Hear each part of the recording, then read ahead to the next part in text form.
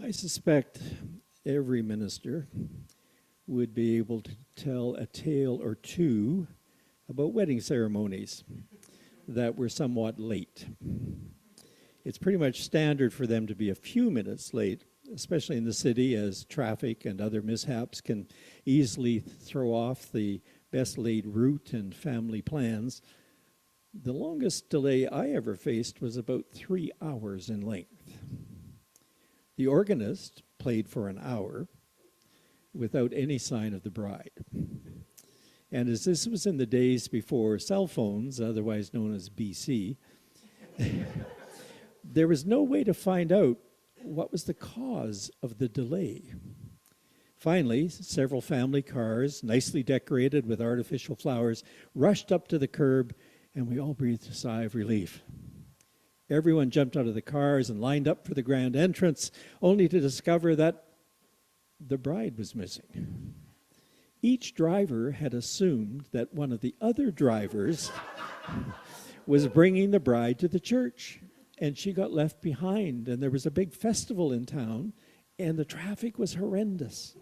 Well, as one car rushed off to the other side of town to retrieve the poor woman, no doubt in tears by this point, I dismissed the congregation, who were relieved to get out of the overheated church and out into the still very warm July summer shade outside. After yet another agonizing delay, the lead wedding car did return, and the happy bride was made ready for her triumphal entry 3 hours later than planned. I'm sure you can relate to that. Well, our groom in today's parable was more than 3 hours late, it seems. Certainly his arrival occurred well into the hours of darkness and well beyond the time that the 10 young bridesmaids were able to keep awake. No doubt his appearance caused a certain amount of commotion, like that bride's final arrival. And there was a bit of running to and fro as the festivities were finally ready to begin. I'm sure you can relate to that as well. In both cases, the late arrival of one of the bridal party introduced a note of realism into the proceedings. We have the perfect plan, and as one friend always says, with a plan B. But we never really know for sure when the banquet will begin. Poet Robert Burns wrote, "The best laid plans of mice and men gang off to gley." And the main reason for that, I suspect, inasmuch as in our inability to know the timing of life as anything else. So Jesus reminds his audience that there is an end sometime. Jesus does not leave the story as one of an unhappy ending. He draws the lesson to be learned one step further. The Lord replied, "Truly I do not know you," to which Jesus adds, "Keep awake, therefore, for you know neither the day nor the hour." What Jesus meant, the second coming of the Lord, which could mark the end times, or the day and hour of your own death, are both reasonable lessons to draw from these words added to the parable. Either way, we're left with the sense of doom hanging over our heads, unless, of course, we were the smart ones that managed to keep our lamps lit and to serve the Lord upon the Lord's arrival for the grand feast. On the one hand, we have the promise of the feast, while on the other hand, we have the most strict warning to watch out and to be ready, because we never know when our time is up. Can you imagine anything more terrifying than to have God say to you, "Truly, I do not know you"? I don't think so.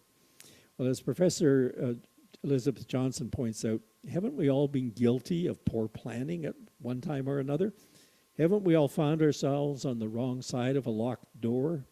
And from that perspective, it seems overly harsh for Jesus to have the door to eternity closed to disciples such as you and me that cannot always be on time or even stay awake when we should, especially during the sermons. The Greek word for stay awake can also be translated as be vigilant, which Johnson suggests would mean being watchful, avoiding distraction, and remaining focused on the task at hand. Of course, we cannot stay awake all the time, which leads Johnson to conclude With the bridegroom's tardiness, all 10 of the bridesmaids became drowsy and fell asleep. So evidently, it's not falling asleep for which the foolish bridesmaids are blamed.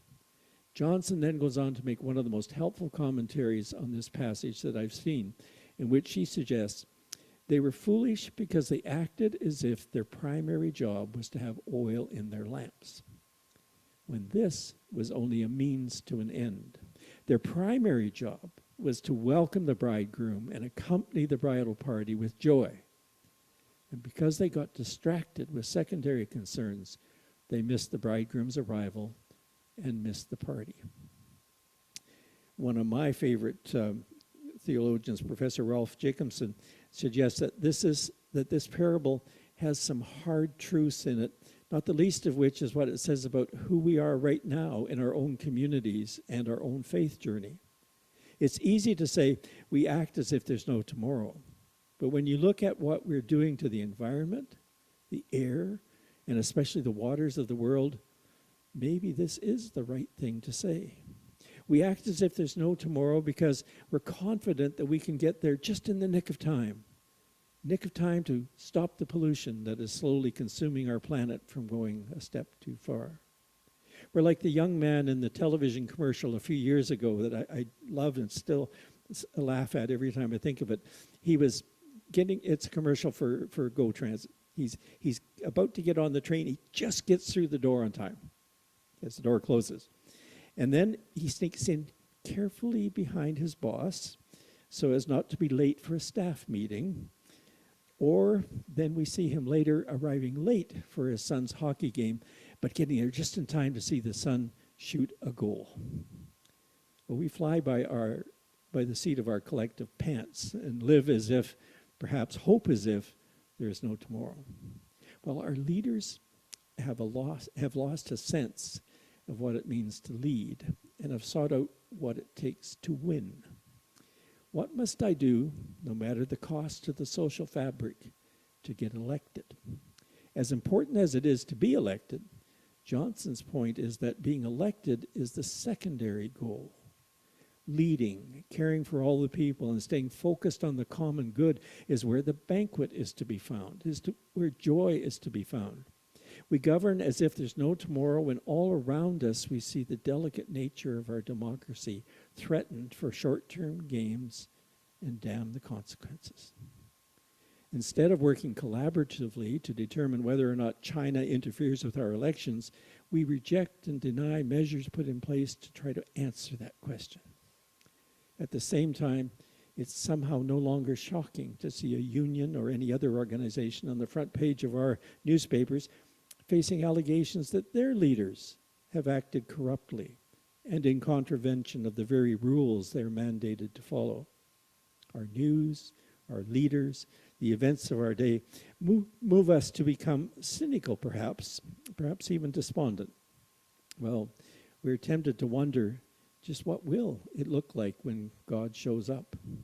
The image of the door to the wedding banquet being barred to us and our generation is perhaps more than we can imagine. And if we're able to imagine it, it is conceivable that most of us would not be able to bear that possibility. The thought, after all, of the years spent with God on the journey from Genesis to Jesus and to Jesus' entry into Jerusalem could simply end with the door being closed and our dismissal as those whom God truly does not know. That would leave us crushed and without hope. Is God capable, asked Professor Craig Keister, of saying no? Is Christ capable of saying no? The simple answer to that is yes. God can say no. It is, after all, God's party. We've learned in that at times frightening journey over the millennia that we're ultimately, utterly dependent on God. God can say no. Keep awake, says Jesus, as the 10 bridesmaids drift off.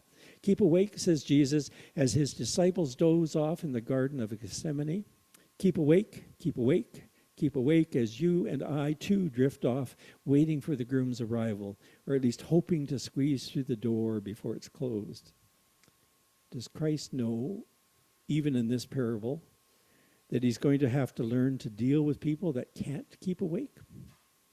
Jacobson points out that it's factually impossible to stay awake. We're simply not built that way physically. We need to sleep.